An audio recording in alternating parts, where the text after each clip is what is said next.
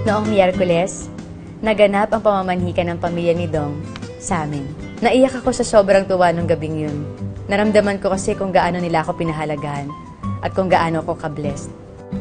Mapalad ako dahil nandiyan ang pamilya ko sa tabi ko para suportahan ako at mahalin ako ng lubusan.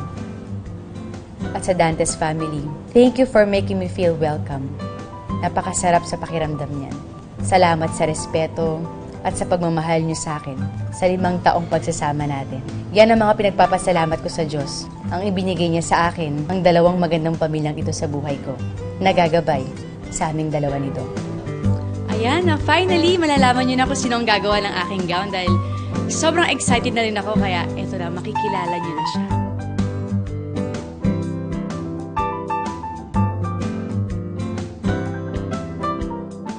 Finally, siya na.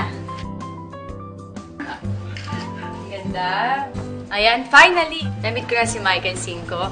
At hindi ko mapaliwanag kung anong nararamdaman ko kasi para sa akin, isa itong pangarap na matutupad.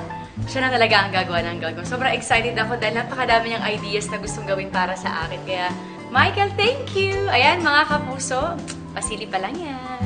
Kaya talagang kakaririn ko to. O ito lang munang masasabi ko ngayon ha. Sa susunod na lang uli. Nagmamahal, Marian.